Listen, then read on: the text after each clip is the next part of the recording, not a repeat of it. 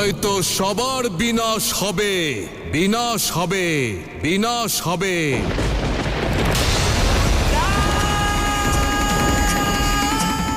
আর তাছাড়া এই সংসার যোগ্যতা হারিয়েছে, তাই শিবের এখানে থাকার আর কোনো প্রয়োজন নেই।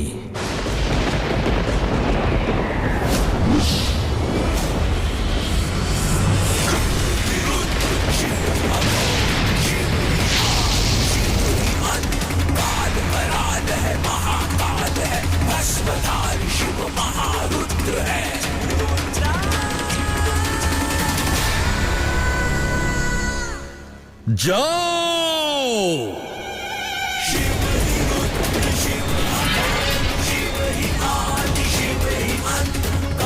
রুদ্রকে আটকানো না নরের পক্ষে সম্ভব, না নারায়ণের, না সময়ের পক্ষে সম্ভব, না ধর্মের পক্ষে, না সংসারের পক্ষে সম্ভব, আর না স্বয়ং শিবের পক্ষে। তাকে নিয়ন্ত্রণ কেবল শক্তিই করতে পারেন। কিন্তু এখন তো মহাদেব সেই পথও বন্ধ করে দিয়েছেন।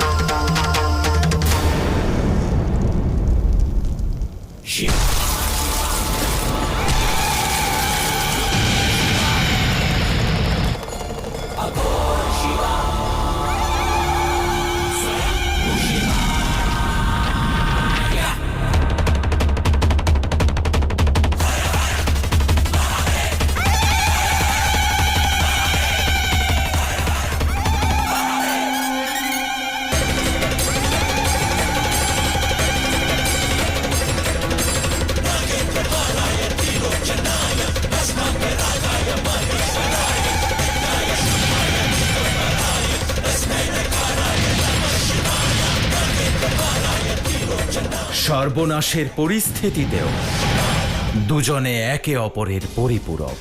শিবশক্তি যে রূপেই থাকুন, যে কোনো পরিস্থিতি, সময় কিংবা আয়ামেই থাকুন, তাঁরা দূরে থেকেও একসঙ্গে ছিলেন, আছেন আর একসঙ্গে থাকবে মহাপ্রলয়ের সময়েও। দুজনের হৃদয় একই ছন্দে স্পন্দিত হচ্ছে।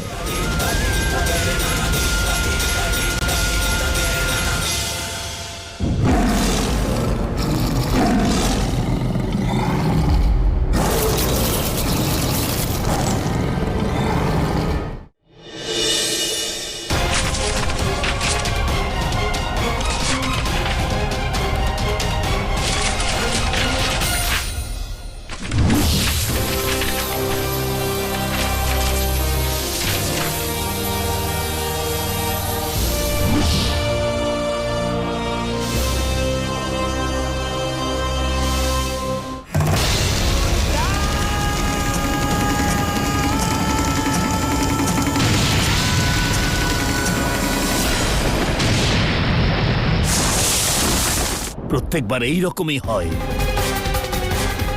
শিব আমার সৃষ্টিকে ধ্বংস করে দেয়।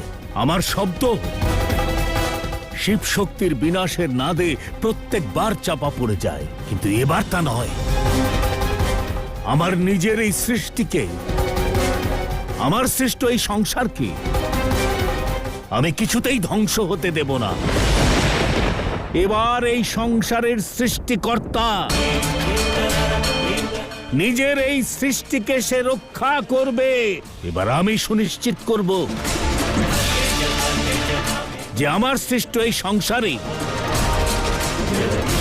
শিব শক্তির এই স্থান থাকবে না, থাকবে না, থাকবে না।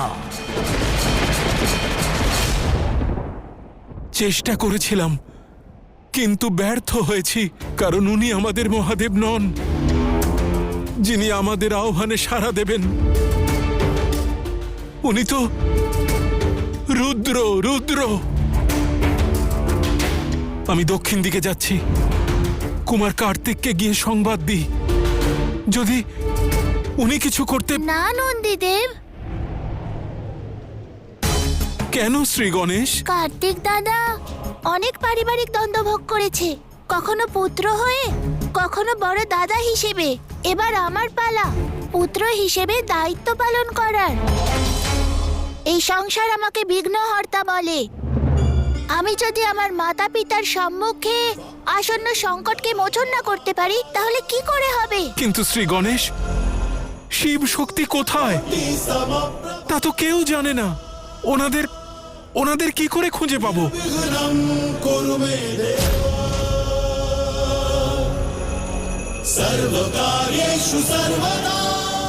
মাতা ধরিত্রীর মতো হন। উনি সংসার রূপী সন্তানকে লালন পালন করেন, তাকে আধার দেন।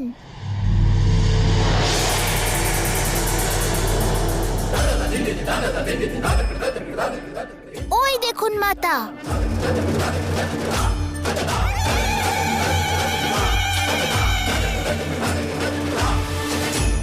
আর মহাদেব, তিনি কোথায়? দেখতে থাকুন, তাহলেই সব জানতে পারবেন।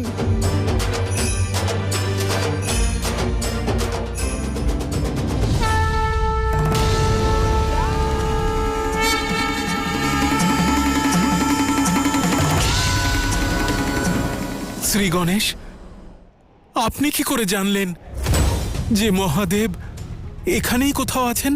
মাতা ধরিত্রীর সমান আর পিতা আকাশের সমান। এই ধরিত্রী আর আকাশ প্রতি মুহূর্তে সবকিছুর সঙ্গে যুক্ত থাকে। শিবশক্তি বিরোধী হলেও অর্ধাঙ্গ নন্দীদেব একে অপরের পরিপূরক।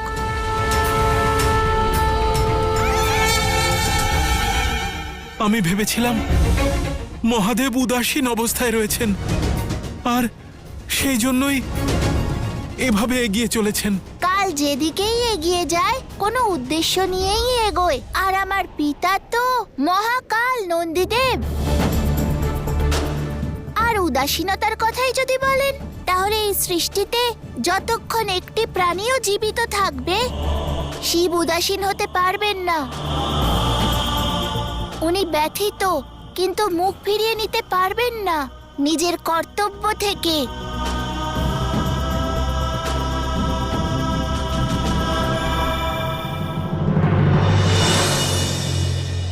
ধন্য আপনি শ্রী গণেশ। আশা করি ঠিক যেভাবে আপনি শিব শক্তিকে খুঁজে পেয়েছেন, একদম সেভাবেই তাদের শান্ত করার পথও ঠিক খুঁজে নেবেন। আর এই সংসারে সুখ, শান্তি আর সমৃদ্ধি পুনরায় স্থাপন করবেন, পুনরায় স্থাপন করবেন।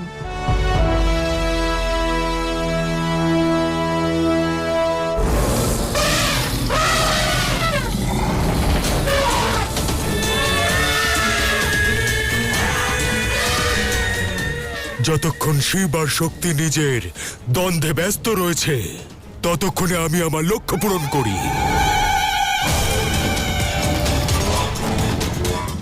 পশু আর প্রকৃতির রাশি একই প্রকার হয়। পশুদের বশে করব, আর প্রকৃতিকে বশে করবে দুন্দুভিনাদ।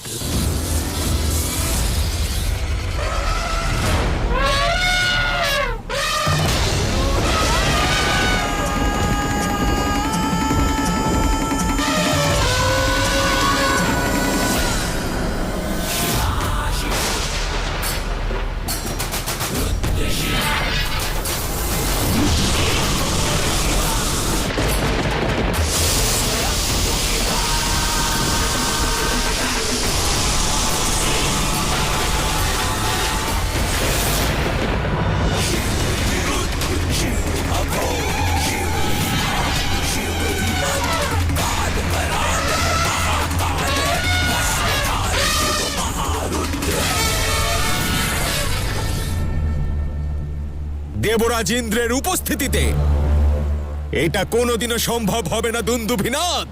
তুমি আমাকে আটকাবে দেবরাজ ইন্দ্র? তোমার কাছে না তো সেই শক্তি আছে, আর না আমাকে প্রতিস্পর্ধা দেখানোর সামর্থ্য। আমাকে দুর্বল ভাবার ভুল করো না তুমি। দেবরাজ ইন্দ্র, আমি দেবরাজ ইন্দ্র। সেই বরদান ভুলে যাও না ইন্দ্র, যা স্বয়ং ব্রহ্মদেব আমাকে দিয়েছেন। আমি যদি 84 লক্ষ পশুর আহুতি দিই, তাহলে আমি দেবরাজের পদ লাভ করব। তুমি আরো কিছুদিন অমরাবতীর সুখ ভোগ করতে পারো ইন্দ্র। শীঘ্রই তোমার লোক, তোমার পদ আর তোমার সিংহাসন আমার হবে, আমার হবে, আমার হবে।